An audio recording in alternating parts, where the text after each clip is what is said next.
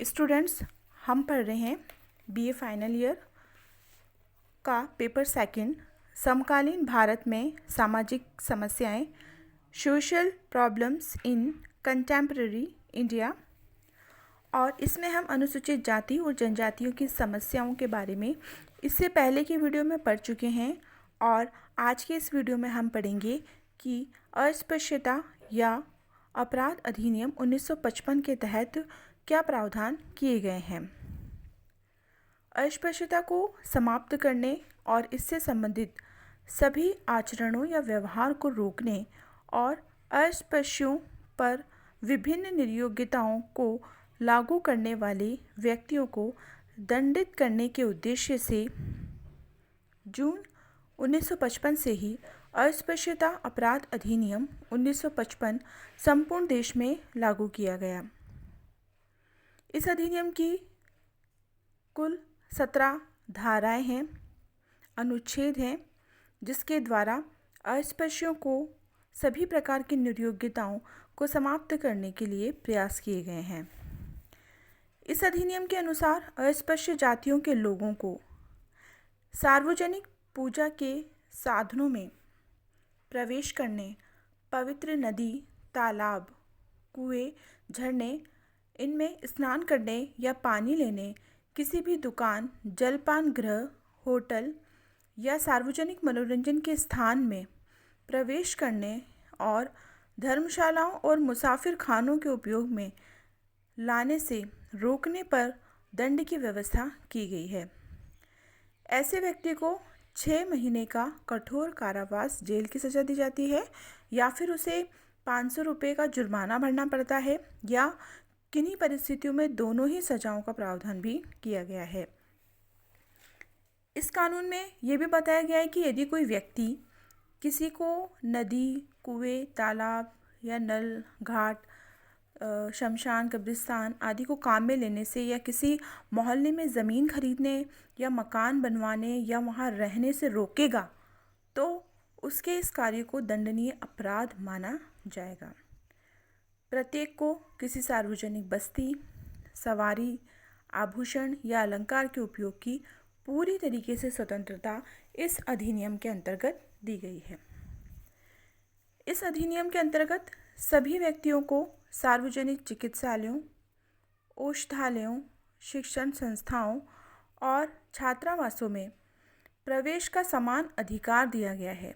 किसी प्रकार का भेदभाव बरतने या प्रवेश देने से इनकार करने पर दंड की व्यवस्था की गई है।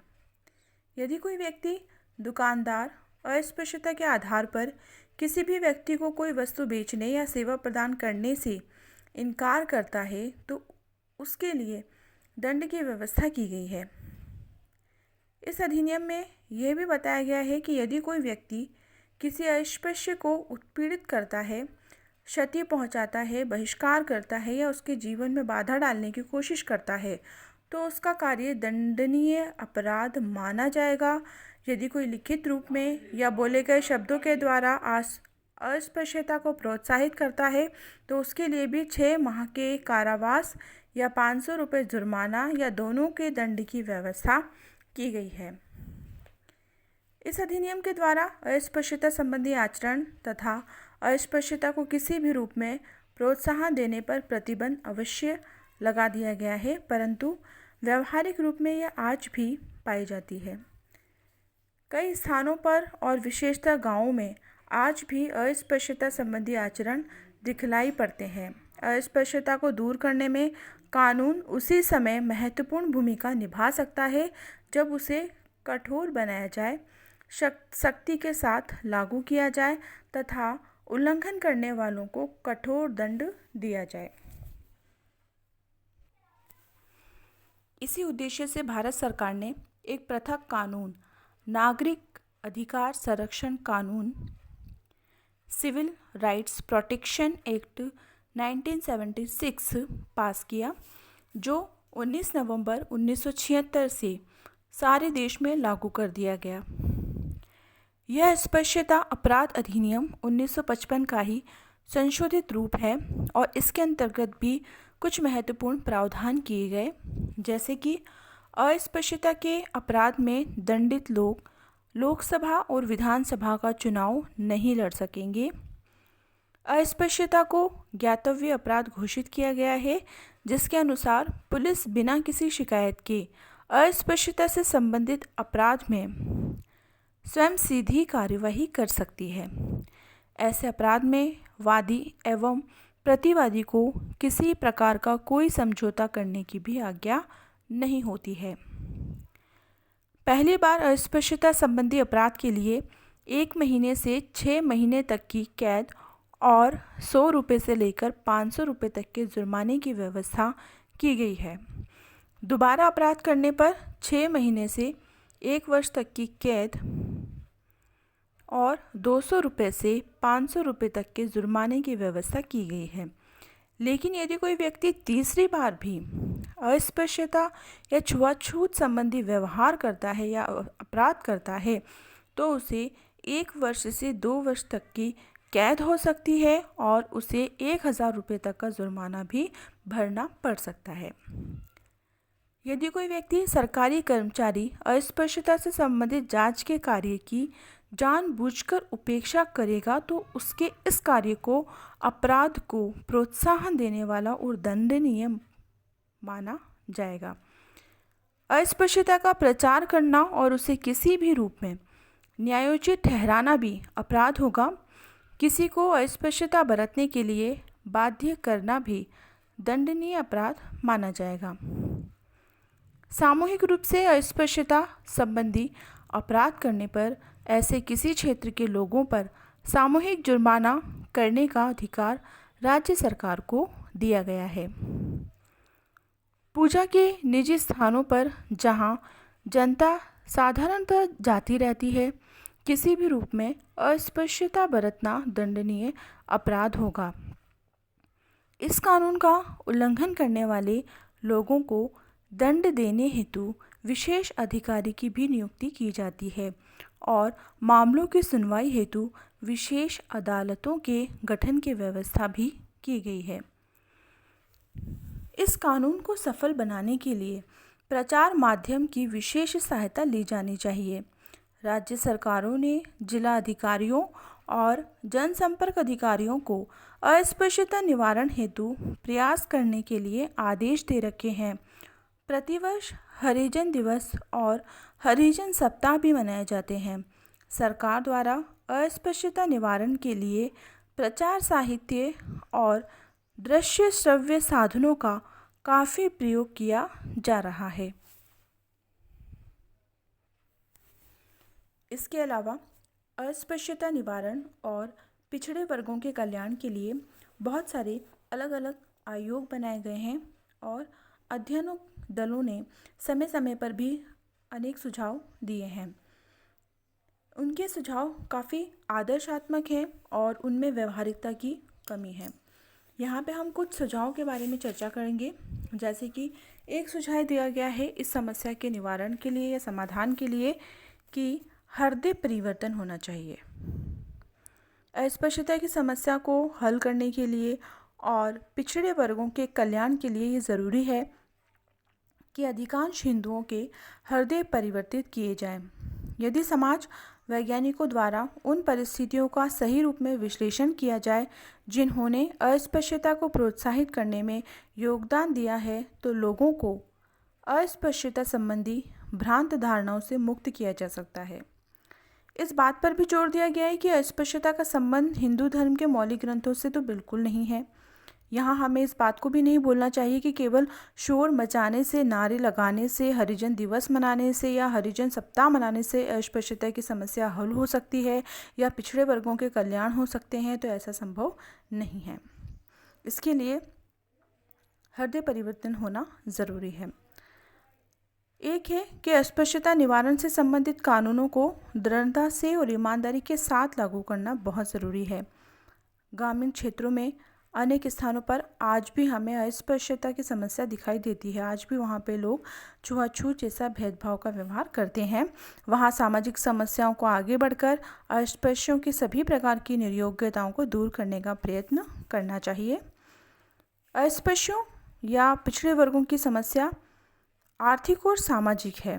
यदि इन्हें गंदे पेशों से मुक्त होने का अवसर दिया जाए या इनके लिए विभिन्न क्षेत्रों में रोजगार के अवसर बढ़ाए जाएं या इन्हें ऋण प्राप्त करने और कुटीर उद्योग लगाने की सुविधाएं प्रदान की जाए, भूमिहीन किसानों में कृषि योग्य भूमि वितरित की जाए, तो इनकी आर्थिक एवं सामाजिक स्थिति में शीघ्र ही सुधार संभव हो सकेगा।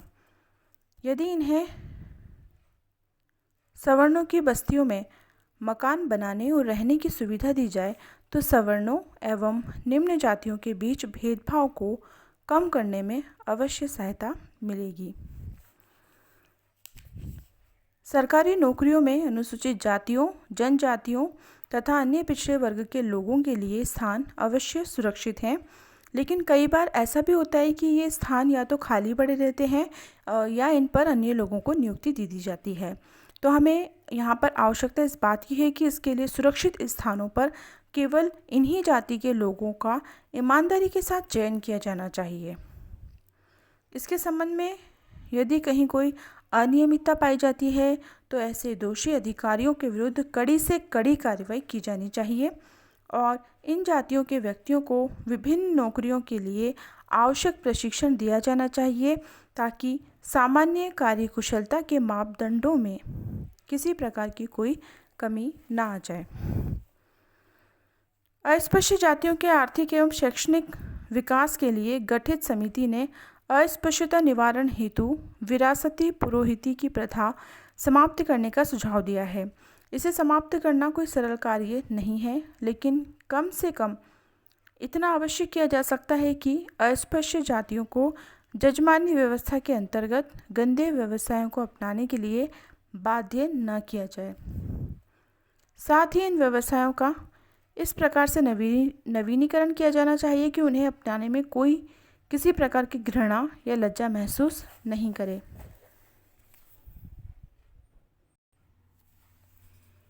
अस्पृश्यता निवारण एवं अनुसूचित जातियों और अन्य पिछड़ा वर्गों के कल्याण के लिए शिक्षा का व्यापक प्रसार जरूरी है। इस हेतु सरकार द्वारा प्रदान की जाने वाली छात्रवृत्तियां प्रेरणादायक ही होनी चाहिए।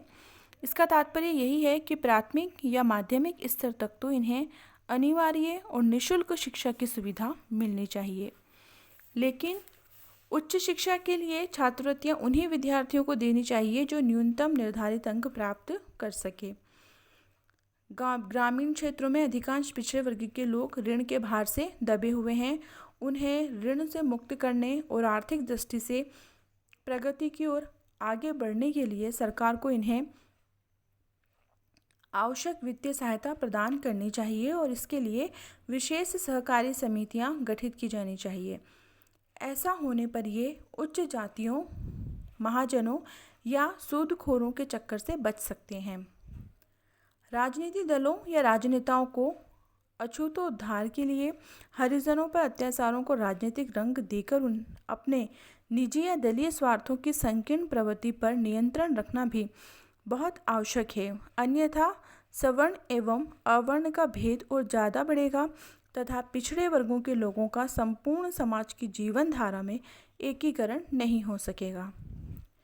साथ ही अस्पृश्यता निवारण और पिछड़े वर्ग के कल्याण कार्यों में लगे सभी लोगों को पूरी ईमानदारी और कर्तव्य निष्ठा का परिचय देना होगा। शुद्र व्यक्तिगत स्वार्थों से ऊपर उठना होगा और उन्हें लोगों को समझाना होगा कि अपने बच्चों की गंदगी उठाने वाली माँ और अपने वृद्ध माता पिता का सेवा करने वाले लोगों को कैसे अछूत माना जा सकता है। इस हेतु सामाजिक शिक्षा एवं प्रचार की अत्यंत आवश्यकता है। अस्पृश्यता की समस्या के निराकरण और पिछड़े वर्गों के कल्याण के लिए ये भी ज़रूरी है कि सन 1965 में नियुक्त अनुसूचित जाति के आर्थिक और शैक्षणिक विकास और छुआछूत समिति द्वारा मार्च 1969 में प्रस्तुत रिपोर्ट में दिए गए सुझावों के अनुसार निष्ठापूर्वक प्रयत्न किया जाना चाहिए। रिपोर्ट में बताया गया है कि विरासती पुरोहिती की प्रथा समाप्त होनी चाहिए और छुआछूत का कानून कठोर बनाया जाना चाहिए। अस्पृश्यता बरतने वालों को वित्तीय सहायता और सरकारी ऋण नहीं दिए जाने चाहिए। ऋण देते समय अनुसूचित जातियों को प्राथमिकता दी जाए। उनके निवास की भूमि पर उनका अधिकार हो, बेगार प्रथा को गैर कानूनी रूप दिया जाए और अंतर्जातीय विवाहों को प्रोत्साहन दिया जाए। श्रम के प्रति श्रद्धा और समानता के व्यवहार को महत्व भी प्रदान करना चाहिए।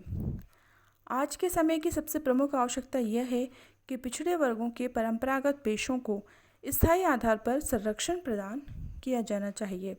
ये लोग आर्थिक दृष्टि से उन्नत हो सके। परंपरागत पेशों में निपुणता प्राप्त करने के लिए इन लोगों के लिए प्रशिक्षण केंद्र खोले जाने चाहिए। इन्हें सुविधा प्रदान कर लघु उद्योगों, धंधों में लगाया जाना चाहिए। इच्छुक व्यक्तियों को विभिन्न शिल्पों की शिक्षा देनी चाहिए और अस्पृश्यों की समस्याओं के निराकरण के लिए समाजशास्त्रीय अनुसंधानों को प्रोत्साहन दिया जाना चाहिए एवं उनका विशेष लाभ उठाया जाना चाहिए। अस्पृश्य जातियों एवं पिछड़े वर्गों का भविष्य भारतीय समाज की संरचना के साथ जुड़ा हुआ है। वर्तमान में भारतीय समाज में काफ़ी परिवर्तन हो रहे हैं, जैसे कि परंपरागत खंडात्मक संरचना की बहुत सी विशेषताएं समाप्त होती जा रही हैं। एक खंड के लोगों का प्रवेश दूसरे खंडों में हो रहा है। जातियों और समुदाय की सीमाओं के परे व्यक्तियों के संबंध स्थापित होते जा रहे हैं। नवीन आर्थिक और राजनीतिक व्यवस्थाओं ने भी इन अंतर्वैयक्तिक संबंधों की स्थापना में काफ़ी योगदान दिया है। आज बदली हुई परिस्थितियों में संस्कारात्मक मूल्यों का महत्व भी कमज़ोर पड़ गया है, जिन्होंने संरचनात्मक दूरी को बनाए रखने में निर्णायक भूमिका अदा की है। वर्तमान में नगरीय क्षेत्रों में अस्पृश्यता से संबंधित सिद्धांत एवं व्यवहार में अनेक कारणों के संयुक्त प्रभाव के फलस्वरूप परिवर्तन आए हैं। आज सामाजिक स्थिरीकरण के परंपरागत आधार कमज़ोर पड़े हैं। नगरीय क्षेत्रों में विभिन्न जातियों के व्यक्ति कारखानों में साथ साथ काम करने लगे हैं, एक दूसरे के हाथ का पानी एवं खाने पीने की वस्तुएं ग्रहण करने लगे हैं। होटलों, बसों, ट्रमों आदि में साथ साथ बैठने और खाने पीने लगे हैं। शिक्षा के व्यापक प्रसार ने भी अस्पृश्यता को कम करने में योगदान दिया है। अस्पृश्य जातियों और अन्य पिछड़े वर्गों के भविष्य के संबंध में आंद्रे बितेई ने कहा है कि ये सत्य है कि आधुनिकीकरण की शक्तियाँ अभी तक प्रमुखतः भारतीय समाज के एक सीमित क्षेत्र में ही क्रियाशील है। उनका प्रभाव विशेषतः पश्चिमी शिक्षा प्राप्त मध्यम वर्ग के लोगों पर दिखलाई देता है और वो भी मुख्यतः नगरीय क्षेत्रों के। पिछड़े वर्ग अभी तक अधिकांशतः ग्रामीण क्षेत्रों में ही केंद्रित हैं और उन पर पश्चिमीकरण का प्रभाव उच्च जातियों की तुलना में कम पड़ा है। इसलिए संभव है कि पिछड़े वर्ग और विशेषतः अनुसूचित जनजातियों या अनुसूचित जातियां आने वाले कुछ वर्षों तक अपना अभिन्न रूप बनाए रखें। इन सभी कथनों से में सत्यता का काफ़ी अंश है। आज स्थिति ये बन गई है कि ये लोग अपने पृथक अस्तित्व को बनाए रखने में रुचि लेने लगे हैं। तो हम ये कह सकते हैं कि सरकार को सामाजिक, शैक्षणिक, आर्थिक दृष्टि से पिछड़े लोगों या वंचित और दलित लोगों को शिक्षा प्रदान करने, प्राथमिक से उच्च शिक्षा या तकनीकी शिक्षा सहित प्रचुर मात्रा में आर्थिक सहायता देनी चाहिए ताकि सबको आगे बढ़ने के समान अवसर मिल सके। प्रतिभाशाली एवं निर्धन छात्रों को, चाहे वे किसी भी जाति के क्यों ना हो, आर्थिक सहायता दी जानी चाहिए। वर्तमान में देश का तेजी से आर्थिक विकास और आजीविका सुविधाओं की पर्याप्त मात्रा में उपलब्धता ही समस्या का सही हल प्रतीत होता है। इसलिए हमारा लक्ष्य जातिवादी समाज की रचना नहीं है, बल्कि समतावादी समाज की रचना है।